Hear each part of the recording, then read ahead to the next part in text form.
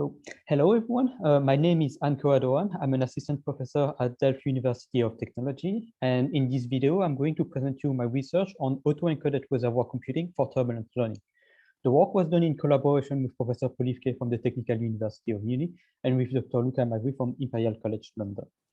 So, well, in the title, we have turbulence learning. And so to start this presentation, I would like to ask, well, why do we want to learn turbulence? And the reason behind that is that turbulence is present in many different systems.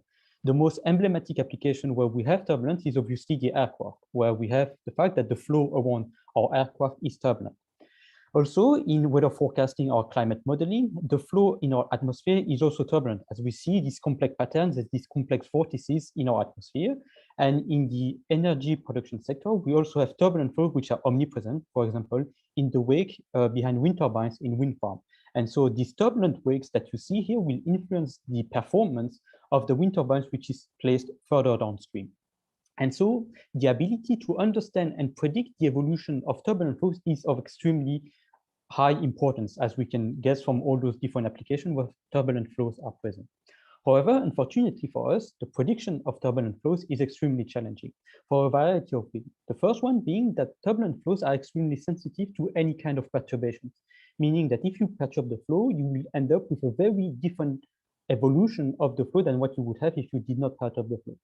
And so that's the so-called butterfly effect. And that means that the turbulent flow or flows in general are chaotic systems. And this chaotic nature of turbulent flow actually comes from the fact that we have nonlinear interaction between the different elements that compose our turbulent flow. So if we look at all those different vortices in this picture of our atmosphere, we see that they will influence how the flow in other regions is developing. And so we have a very complex nonlinear interaction between large-scale vortices or smaller-scale vortices. And obviously, a large difficulty that we have when we want to predict the evolution of turbulence and turbulent flow is that those systems tend to be extremely large dimensional. You can think that the number of degrees of freedom of a flow around an aircraft must be described by a very large number of variables. So all of that makes the prediction of turbulence very challenging and a very complex task. However, from the research that has been performed over the last 100 or last 200 years, we have been able to show from theoretical and analytical developments that despite these chaotic patterns that we see in turbulent flows, turbulence also exhibits some form of statistical features. So there are some behavior that can be described by some statistical laws, such as the energy cascade that describe how the energy is being transferred from large scale of vortices towards smaller scale of vortices. Also, in those complex flows, we also have some form of coherent structures, such as vortices, which evolve in a sort of quasi-deterministic manner. So this is the state of research in turbulence, where we have those very large data sets, which have a very complex dynamics, but in which we know that there are some underlying simpler concepts that we might be able to understand or that might help us predict the evolution of those flows. So on the other hand, over the last few decades, we have seen an explosion in the achievements of machine learning techniques. And I would like to highlight two achievements. The first one being that machine learning techniques have been able to find efficient reduced order representation and of very large data sets using autoencoder. So machine learning techniques are able to find reduced order representation from very large data sets.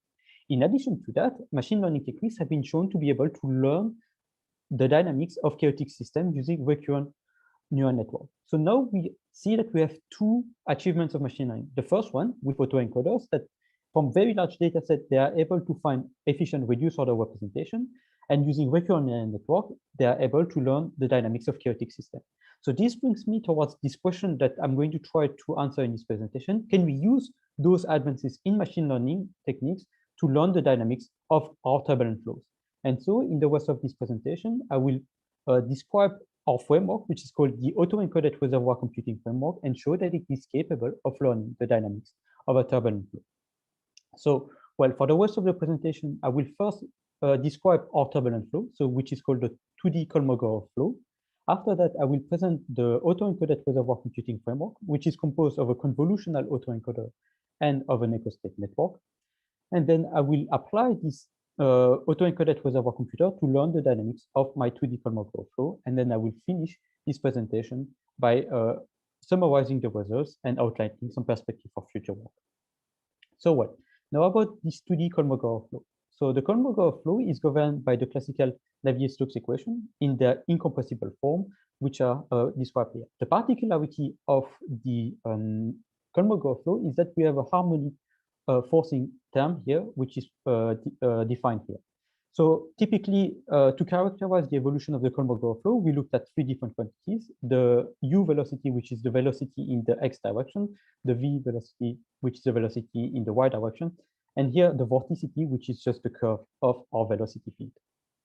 So despite the fact that this is just a 2D flow, it actually exhibits most features of turbulence. So you can see those kind of vertical-like structures, as well as this unsteadiness and this chaotic evolution.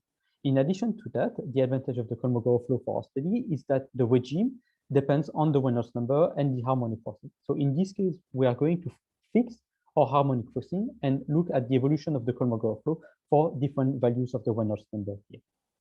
Finally, to obtain the dataset that we are going to use to train our machine learning framework, we can solve those equations using conventional techniques from the computational fluid dynamics field. And so we generate a dataset using a pseudo-spectral code where the spatial domain that we are solving is just a square of 2 pi times 2 pi. So typically in fluid mechanics, to look at the evolution of a flow, we don't just look at the evolution of those 2D profiles of velocity, but we looked at macroscopic quantity, which are in this case the kinetic energy K, or the dissipation rate D, which are defined as shown on this equation here. So as I have mentioned, the evolution of the Kolmogorov flow depends on the Reynolds number. So when you have a low Reynolds number here of 20, you have a quasi-periodic evolution, as you can see here from the time evolution of the kinetic energy and the dissipation rate. When you increase the Reynolds number, you end up with a fully turbulent regime where you see that you have a chaotic evolution of the kinetic energy and the dissipation rate as shown on the figure at the bottom.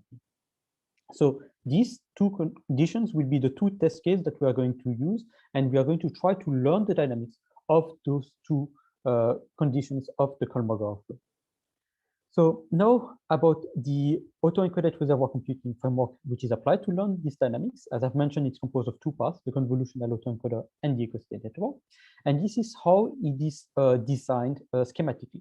So we have first this autoencoder, where we have the encoder part of the autoencoder on the left and the decoder part of the autoencoder on the right.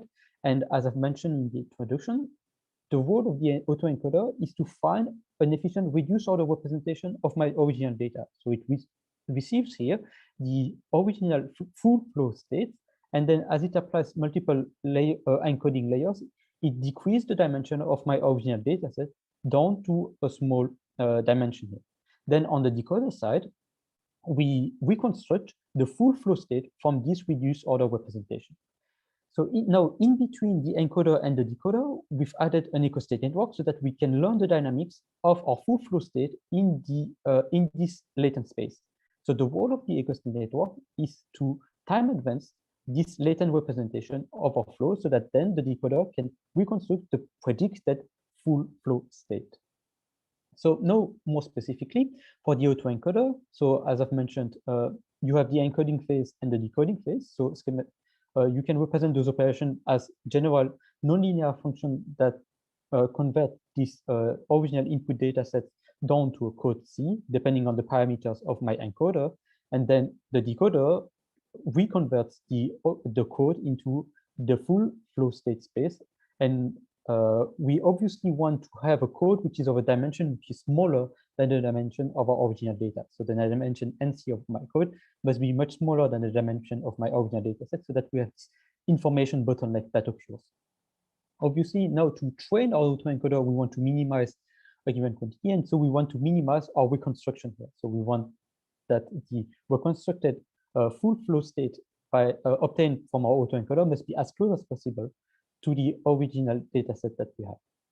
So as I've mentioned, we are going to, the different phases, the encoding phase and the decoding phase will be obtained using convolutional neural network, as they have been shown to be very powerful in discovering patterns in images or in large dimensional data.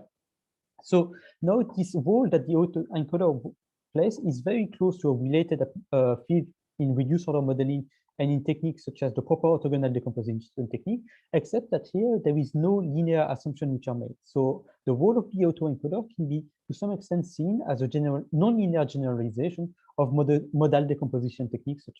And an example of a linear form would be the proper orthogonal decomposition.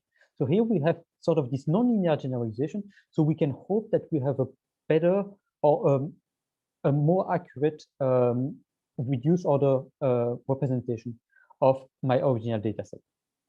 So now that I have described the convolutional autoencoder, we can move on towards the ecostate network. So as I've mentioned, the role of the ecostate network will be to learn the dynamics of this latent representation. And we use ecostate network, which is a form of recurrent neural network. And we use the ecostate network because it has been shown to be a universal approximator of dynamical systems. So an ecostate network is shown here. And it is composed of three main parts. You have this input layer, or rather an input matrix, a reservoir, which is composed of a large number of neurons, and you have the output layer, which is shown here.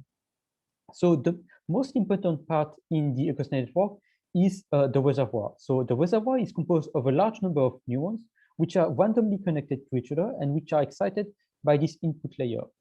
And the role of the reservoir is to serve as a basis for nonlinear expansion of the system. So the prediction from the ecostate network, Y here, is a linear combination of the reservoir state X here. So what the ecostate network will do is that it's going to map more or less the dynamic of our target data set Y onto the reservoir state.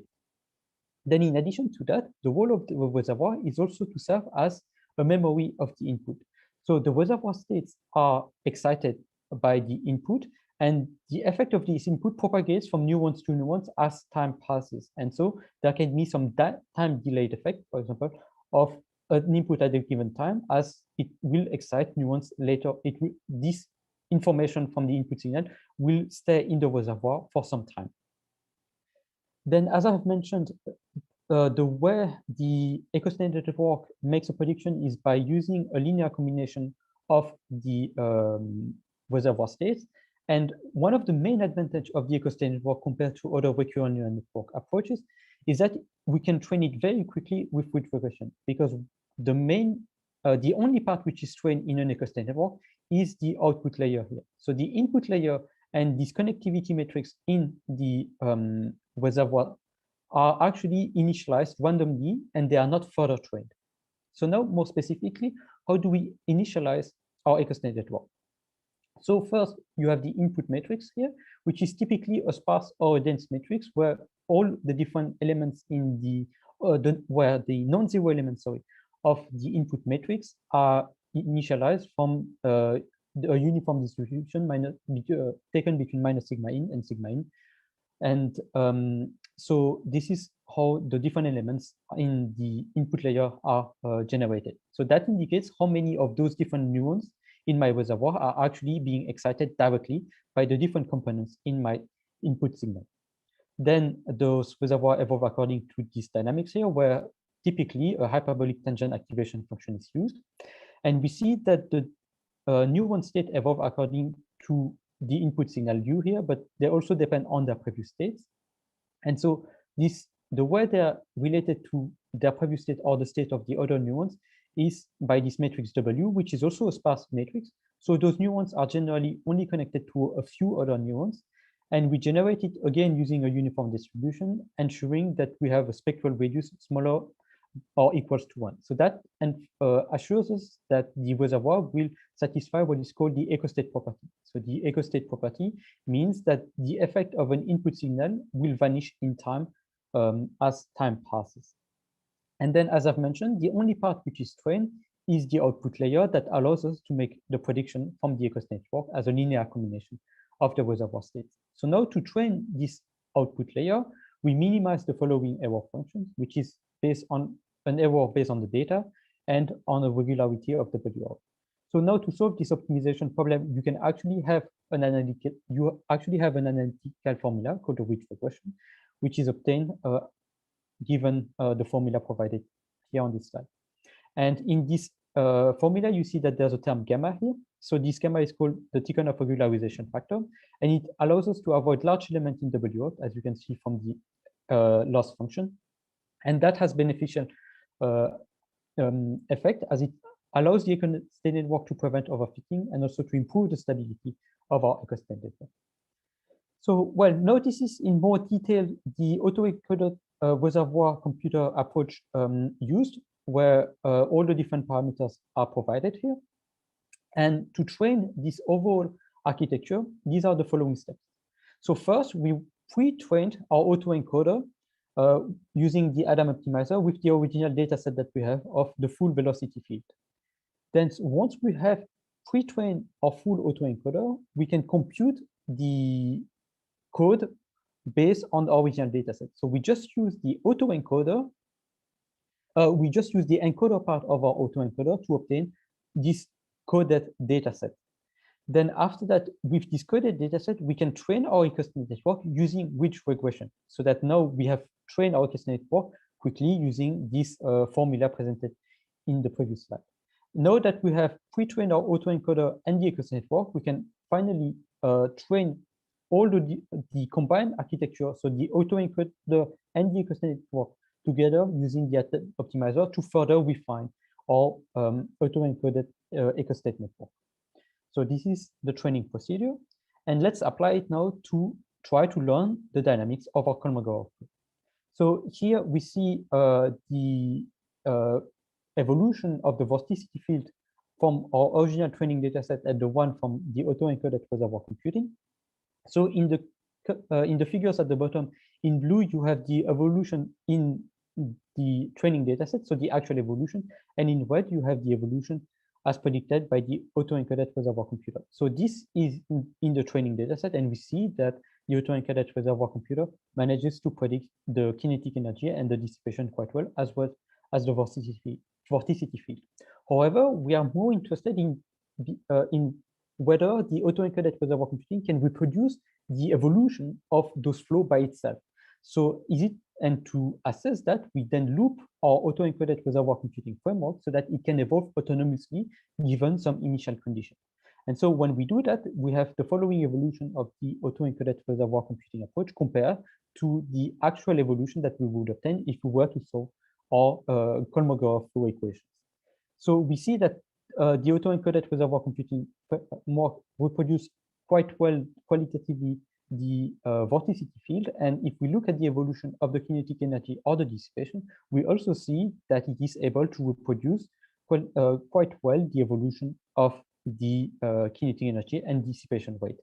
There is a divergence in the two trajectories, however, that is to be expected given that we are looking at chaotic flows, and so we will, no matter what, have a divergence between the two evolutions.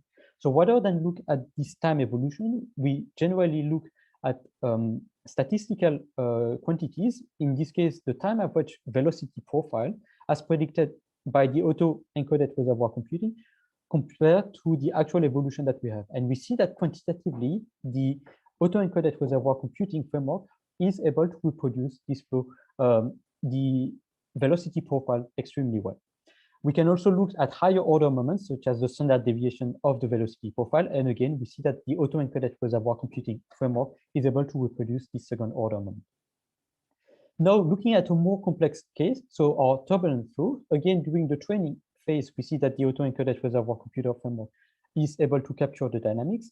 And again, when we loop it back to look at autonomous prediction of the auto-encoded reservoir computer, we see that it is able to reproduce the statistical evolution of the velocity fields with here the time average velocity profile, or in the time evolution of the kinetic energy and the dissipation, and also for the second order moment of our velocity field. So, well, now this brings me towards the end of this presentation. In this presentation, I have proposed and I have shown this autoencoder reservoir computing framework, which is composed of a convolutional autoencoder, which is able to discover a reduced order representation of our turbulent flow. And it is also composed of an eco-state network, which is able to learn the dynamics in this reduced manifold. We have shown that it is able to learn the dynamics of a 2D turbulent flows, which has been tested on 2 different conditions, so a quasi-periodic flow and a fully turbulent flows. And we have shown that this auto-encoded reservoir computing framework was able to reproduce quite well the statistical evolution and the statistical moments of the velocity field. So in future work, we are extending this framework towards full 3D turbulent flows. So, well, thank you all for having watched this video. I would like to acknowledge the different funding bodies that have made this research possible. And should you have any questions, please feel free to send me an email at the following email address.